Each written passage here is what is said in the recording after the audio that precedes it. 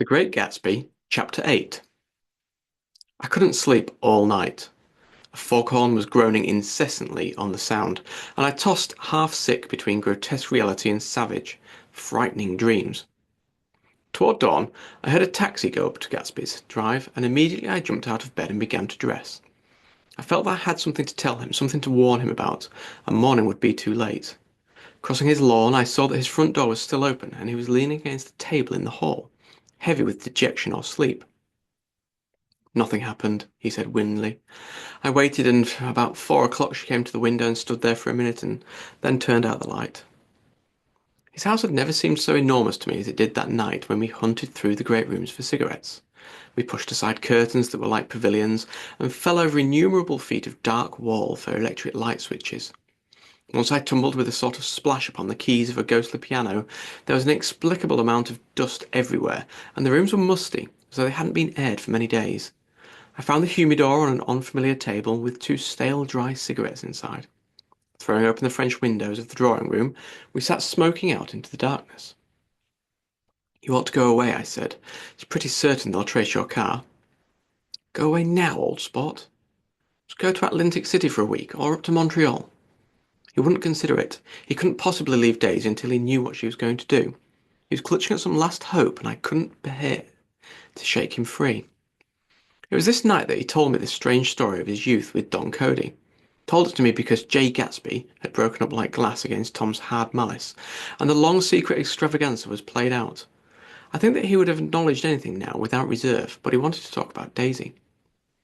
She was the first nice girl he had ever known.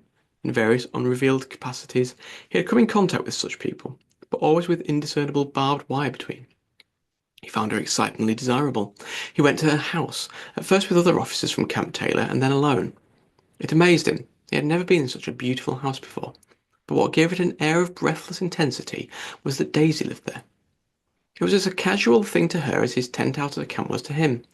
There was a ripe mystery about it, a hint of bedrooms upstairs with more beautiful and cool than other bedrooms, of gay and radiant activities taking place throughout its corridors, and of romances that were not musty and laid away already in lavender, but fresh and breathing and redolent of this year's shining motor cars, and of dances whose flowers were scarcely withered. It excited him, too, that many men had already loved Daisy. It increased her value in his eyes. He felt their presence all about the house, pervading the air with the shades and echoes of still vibrant emotions. But he knew that he was in Daisy's house by a colossal accident. However glorious might be his future as J. Gatsby, he was at that moment a penniless young man without a past, and at any moment the invisible cloak of his uniform might slip from his shoulders. So he made the most of his time. He took what he could get, ravenously and unscrupulously. Eventually he took Daisy, one still October night, took her because he had no real right to touch her hand. He might have despised himself, for he had certainly taken her under false pretences. I don't mean that he had traded on his phantom millions, but he had deliberately given Daisy a sense of security. He let her believe that he was a person from much the same strata as herself, that he was fully able to take care of her, and as a matter of fact he had no such facilities. He had no comfortable family standing behind him, and he was liable at the whim of an impersonal government to be blown anywhere about the world. But he didn't despise himself, and it didn't turn out as he had imagined. He had intended, probably to take what he could and go, but now he found that he had committed himself to the following of a grail. He knew that Daisy was extraordinary, but he didn't realise just how extraordinary a nice girl could be. She vanished into her rich house, into her rich, full life, leaving Gatsby nothing. He felt married to her, that was all. When they met again, 2 days later, it was Gatsby who was somehow betrayed. Her porch was bright with the bought luxury of starshine. The wicker of the settee squeaked fashionably as she turned toward him, and he kissed her curious and lovely mouth. She had caught a cold, and it made her voice huskier and more charming than ever, and Gatsby was overwhelmingly aware of the youth and mystery that wealth imprisons and preserves, of the freshness of many clothes, and of Daisy gleaming like silver, safe and proud above the hot struggles of the poor. I can't describe to you how surprised I was to find out I loved her, old sport. I even hoped for a while that she'd throw me over, but she didn't because she was in love with me too. She thought I knew a lot because I knew different things from her. Well, there I was, way off my ambitions, getting deeper in love every minute. And all of a sudden I didn't care. What was the use of doing great things if I could have a better time telling her what I was going to do? On On the last afternoon before he went abroad, he sat with Daisy in his arms for a long silent time. It was a cold fall day, with fire in the room and her cheeks flushed. Now and then she moved and she changed his arm a little, and once he kissed her dark shining hair. The afternoon had made them tranquil for a while, as if to give them a deep memory for the long parting of the next day promised. They had never been closer in their month of love, nor communicated more profoundly one with another, than when she brushed silent lips against his coat shoulder, or when he touched the end of her fingers gently as though she were asleep. He did extraordinarily well in the war. He was a captain before he went to the front, and following the Argonne battles he got his majority and the command of the divisional machine guns. After the armistice he tried frantically to get home, but some complication or misunderstanding sent him to Oxford instead. He was worried now. There was a quality of nervous despair in Daisy's letters. She didn't see why he couldn't come. She was feeling the pressure of the world outside, and she wanted to see him and feel his presence beside her, and be reassured that she was doing the right thing after all. For Daisy was young, and her artificial world was redolent of orchids and pleasant, cheerful snobbery, and orchestras which set the rhythm of the year, summing up the sadness and suggestiveness of life in new tunes. All night the saxophones wailed the hopeless judgment of the Bell Street blues, while 100 pairs of golden and silver slippers shuffled the shining dust.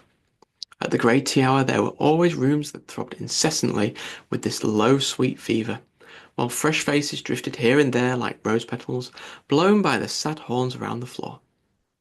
Through this twilight universe Daisy began to move again with the season.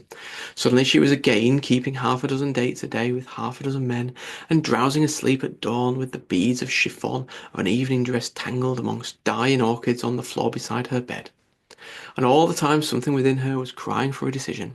She wanted her life shaped now, immediately, and the decision must be made by some force of love, of money, of unquestionable practicality that was close at hand. That force took shape in the middle of spring with the arrival of Tom Buchanan. There was a wholesome bulkiness about his person and his position, and Daisy was flattered. Doubtless there was a certain struggle and a certain relief. The latter reached Gatsby while he was still at Oxford. It was dawn now on Long Island, and we went about opening the rest of the windows downstairs, filling the house with grey turning, gold turning light. The shadow of a tree fell abruptly across the dew, and ghostly birds began to sing among the blue leaves. There was a slow, pleasant movement in the air, scarcely a wind, promising a cool, lovely day. I don't think she ever loved him. Gatsby turned around from a window and looked at me challengingly. You must remember, old sport. She was very excited this afternoon. He told her those things in a way that frightened her, that made it look as if I was some kind of a cheap sharper, and the result was she hardly knew what she was saying. He sat down gloomily. Of course, she might have loved him for just a minute, when they were first married, and loved me even more then, do you see?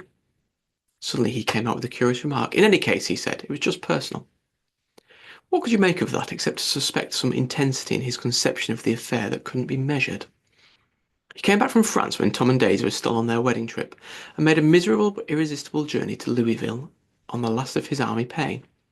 He stayed there a week, walking the streets where their footsteps had clicked together through the November night, and revisiting the out-of-the-way places to which they had driven in their white car.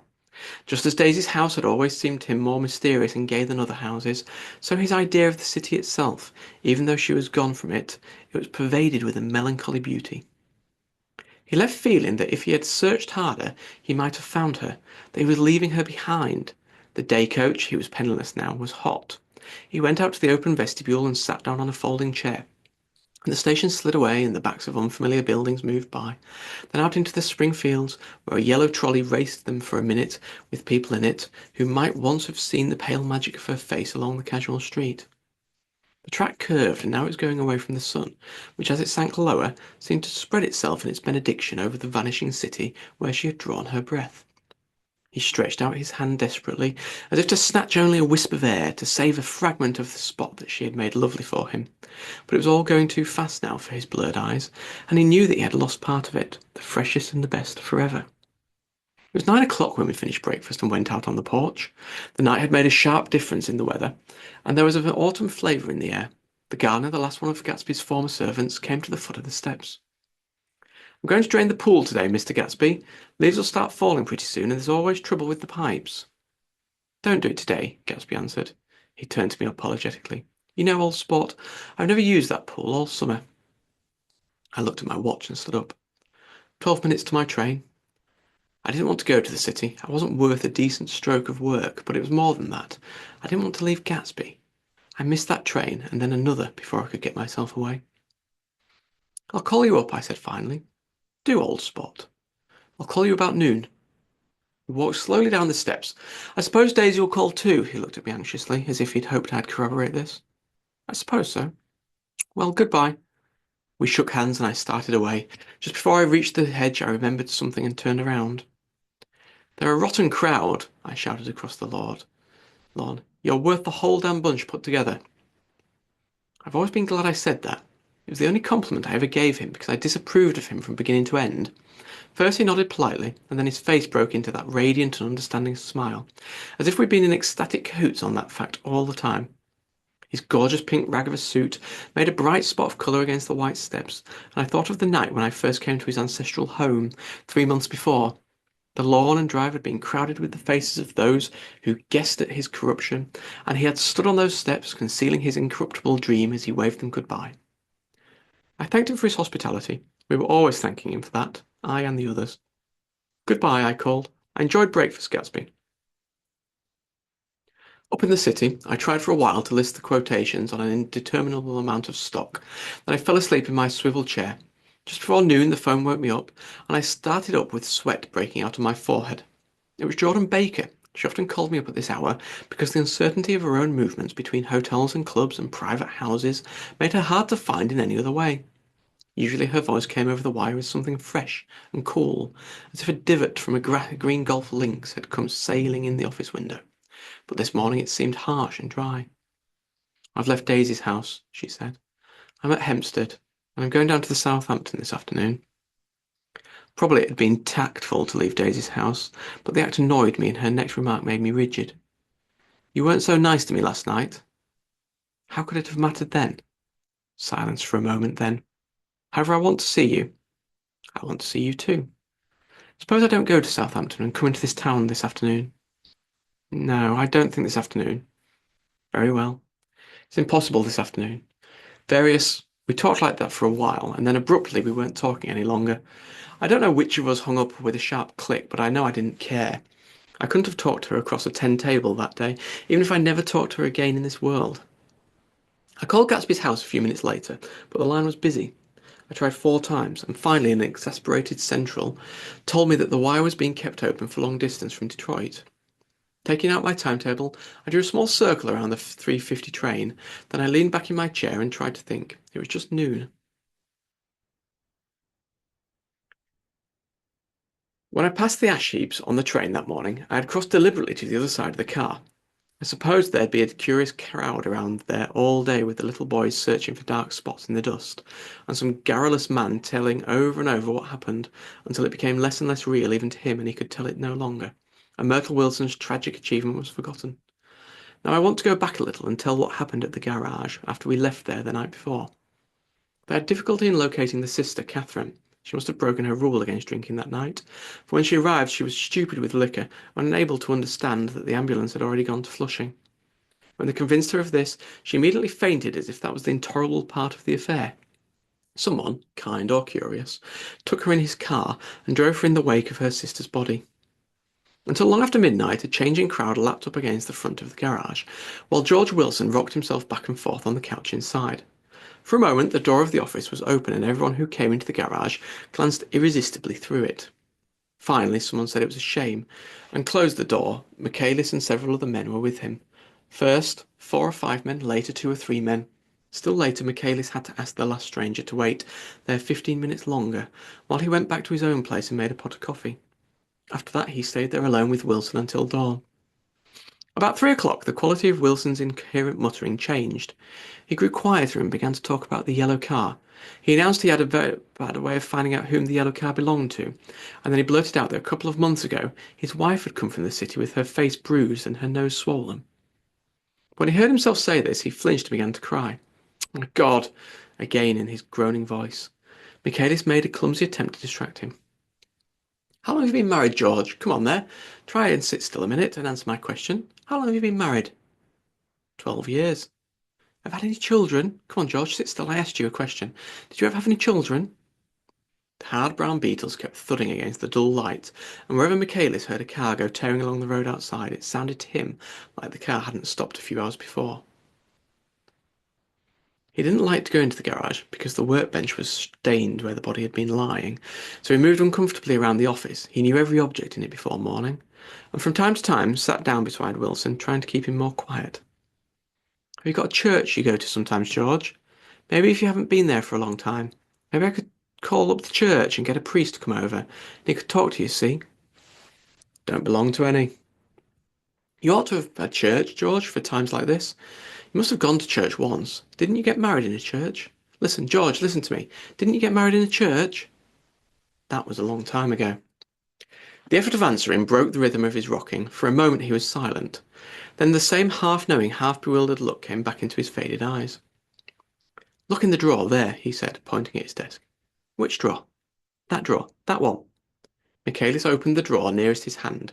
There was nothing in it but a small, expensive dog leash, made of leather and braided silver. It was apparently new. This? He inquired, holding it up. Wilson stared and nodded. I found it yesterday afternoon. She tried to tell me about it, but I knew it was something funny. You mean your wife bought it? She had it wrapped in tissue paper, on her bureau. Michaelis didn't see anything odd in that, and he gave Wilson a dozen reasons why his wife might have bought the dog leash, but conceivably Wilson had heard some of these same explanations before from Myrtle, because he began saying, My God, again in a whisper. His comforter left several explanations in the air. Then he killed her, said Wilson. His mouth dropped open suddenly. Who did? I have a way of finding out. You're morbid, George, said his friend. This has been a strain to you, and you don't know what you're saying. You better try and sit quiet till morning. He murdered her. It was an accident, George. Wilson shook his head. His eyes narrowed, and his mouth widened slightly with the ghost of a superior. I know, he said defiantly. I'm one of these trusting fellas, and I didn't think any harm to nobody. But when I get to know a thing, I know it. It wasn't the man in that car. She ran out to speak to him, and he wouldn't stop. Michaelis had seen this too, and it hadn't occurred to him that there was any special significance in it. He believed that Mrs. Wilson had been running away from her husband, rather than trying to stop any particular car. How could she have been like that? She's a deep one, said Wilson, as if that answered the question. He began to rock again, and Michaelis stood twisting the leash in his hand. Maybe you got some friend that I could telephone for, George. This was a forlorn hope. He was almost sure that Wilson had no friend. There was not enough of him for his wife. He was glad a little later when he noticed a change in the room, a blue quickening by the window, and realised that dawn wasn't far off. About 5 o'clock it was blue enough outside to snap off the light. Wilson's glazed eyes turned out to the ash heaps where small grey clouds took on fantastic shapes and scurried here and there in the faint dawn wind. I spoke to her, he muttered after a long silence. I told her she might fool me, but she couldn't fool God. I took her to the window. With an effort he got up and walked to the rear window and leaned with his face pressed against it. And I said, God knows what you've been doing, everything you've been doing. You may fool me, but you can't fool God. Standing behind him, Michaelis saw with a shock that he was looking at the eyes of Dr. T.J. Eckelberg, which had just overed, pale and enormous, from the dissolving night. God sees everything, repeated Wilson. That's an advertisement, Michaelis assured him. Something made him turn away from the window and look back into the room, but Wilson stood there a long time, his face close to the window pane, nodding into the twilight. By 6 o'clock, Michaelis was worn out and grateful for the sound of a car stopping outside. It was one of the watchers of the night before who had promised to come back, so he cooked breakfast for 3, which he and the other men ate together. Wilson was quieter now, and Michaelis went home to sleep. When he awoke 4 hours later, he hurried back to the garage. Wilson was gone. His movements, he was on foot all the time, were afterward traced to Park Roosevelt and then to God's Hill, where he bought a sandwich that he didn't eat and a cup of coffee. He must have been tired and walking slowly, for he didn't reach God's Hill until noon. Thus far there was no difficulty in accounting for his time. There were boys who had seen a man acting sort of crazy, and motorists at whom he stared oddly from the side of the road. Then for 3 hours he disappeared from view. The police, on the strength of what he said to Michaelis, that he had a way of finding out, supposed that he spent that time going from garage to garage thereabout, inquiring for a yellow car. On the other hand, no garage man had seen him ever come forward, and perhaps he had an easier, surer way of finding out what he wanted to know. By 2:30 he was in West Egg, where he asked someone the way to Gatsby's house. So by that time, he knew Gatsby's name. At 2 o'clock, Gatsby put on his bathing suit and left word with the butler that if anyone phoned, word was to be brought to him at the pool. He stopped at the garage for a pneumatic mattress that amused his guests during the summer, and the chauffeur helped him to pump it up. Then he gave instructions that the open car wasn't to be taken out under any circumstances, and this was strange because the front right fender needed repair. Gatsby shouldered the mattress and started for the pool. Once he stopped and shifted a little, and the chauffeur asked him if he needed help, but he shook his head and in a moment disappeared among the yellowing trees. No telephone message arrived, but the butler went without his sleep and waited for it until 4 o'clock, until long after there was anyone to give it to if it came. I have an idea that Gatsby himself didn't believe it would come, and perhaps he no longer cared. If that was true, he must have felt that he had lost the old worn world, paid a high price for living too long with a single dream. He must have looked up at an unfamiliar sky through frightening leaves and shivered as he found what a grotesque thing of roses, and how raw the sunlight was upon the scarcely created grass. A new world, material without being real, where poor ghosts, breathing dreams like air, drifted fortuitously about, like that ashen, fantastic figure gliding toward him through the amorphous trees. The chauffeur, who was one of Wolfsheim's protégés, heard the shots. Afterward, he could only say that he hadn't thought anything about them. I drove from the station directly to Gatsby's house, and my rushing anxiously up the front steps was the first thing that alarmed everyone. But they knew then, I firmly believe. With scarcely a word said, 4 of us, the chauffeur, butler, gardener, and I, hurried down to the pool. There was a faint, barely perceptible movement of the water as the fresh flow from one end urged its way towards the drain at the other. With little ripples that were hardly the shadows of waves, the laden mattress moved irregularly down the pool.